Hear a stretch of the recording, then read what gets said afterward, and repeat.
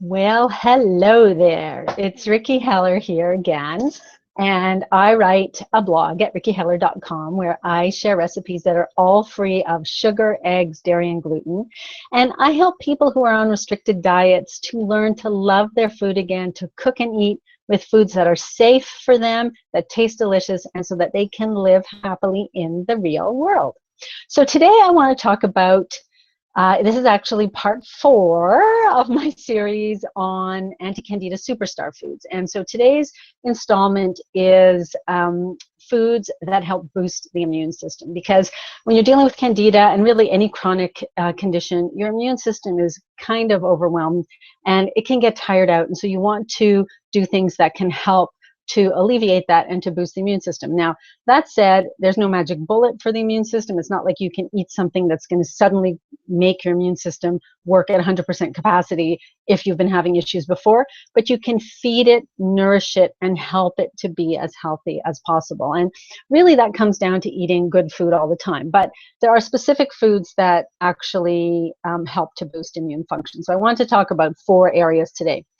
The first one is basically a series of vitamins and a mineral that I learned about in nutrition school. And we learned the acronym ACEs, A-C-E-S. So if you just remember ACEs, that's really great for immune function. And that stands for vitamin A, vitamin C, vitamin E, and selenium. So, you know, it's really easy to find out sources of vitamins and minerals, but for selenium, a lot of people aren't familiar with that particular nutrient. So selenium is very common in Brazil nuts and other nuts and seeds. But if you want to be sure you're getting a good amount of selenium every day, just eat about 4 to 6 Brazil nuts and you will have a good dose of selenium. So make sure you're eating foods high in A, C, E, and selenium.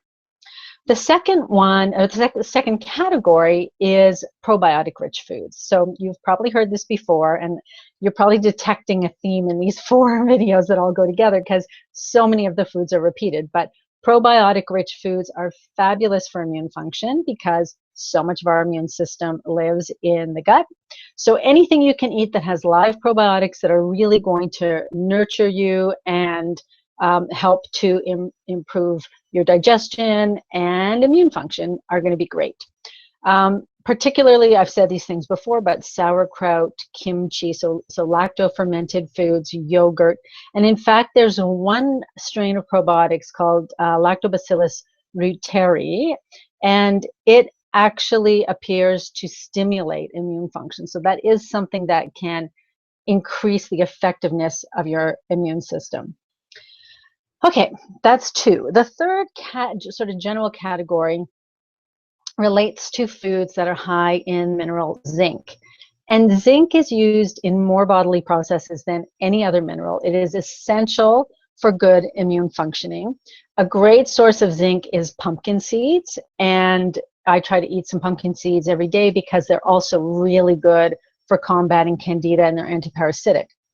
Other sources of zinc is kind of, this is an offshoot of this category, but I find this interesting, particularly for people who are dealing with Candida, because mushrooms are a great source of zinc. And in recent years, Candida experts have started talking about how mushrooms may not be such a bad food for people with Candida.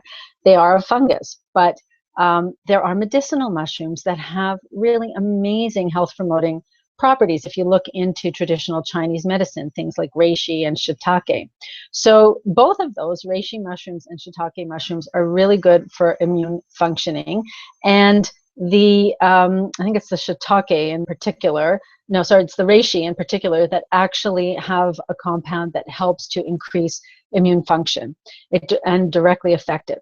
But the one I also want to mention is specific to people in North America, or at least the source of it is North America and other cooler climates, and that's called chaga mushrooms. And we've only started hearing about these in recent years, C-H-A-G-A. So chaga mushrooms have a compound called D-beta-glucans, which actually increase immune function and can also affect white blood cells, which are a key component of proper immune function. So if you have access to chaga mushroom tea, it's often, they're powdered, freeze-dried and powdered and made into a tea, or chaga mushrooms, you can get a tincture. That can be really great to help boost your immune functioning as well. So I'm kind of putting all of those into the category of zinc-rich foods. But medicinal mushrooms, fantastic. And then the last category I want to mention is a single food that I've talked a lot about before because it's so good for so many things, and that is garlic. Garlic has compounds called allicins, which are sulfurous compounds, and these can help to kill things like viruses and germs and bacteria and fungi. So it's a great antimicrobial in general. And so again, you're going to hear garlic, garlic, garlic mentioned in so many different contexts because it's one of the healthiest foods out there. And particularly raw garlic, and particularly, which is kind of interesting because compared to the effectiveness of other foods, this is a little bit different. But garlic is most effective when it's raw and when it's exposed to air. So what I like to do, well, I'm actually going to show you guys what I do because I'm kind of dealing with a little bit of an allergic reaction right now. And so I'm going to do my garlic cure.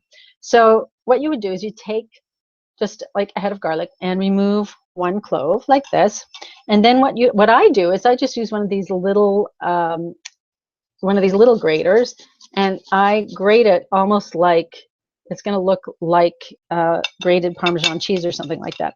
And what you end up with is grated garlic, and here I have it on a kale and seaweed cracker, which I make homemade. And yes, I'm going to eat this raw on my cracker.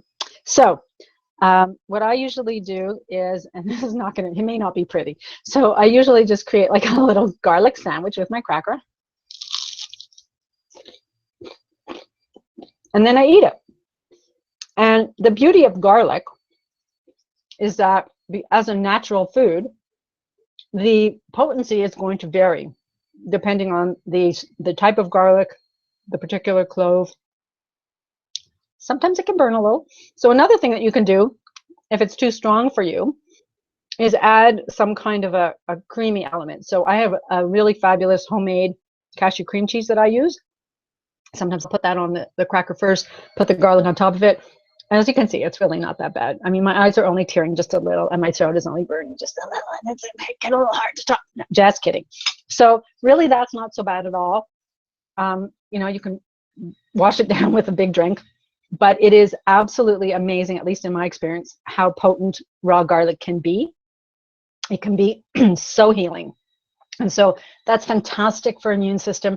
The beauty of garlic, excuse me, it did go down the wrong way. There we go, all better. Do you see the tears coming out of my eyes? The beauty of garlic is that it does not affect the probiotics in your gut.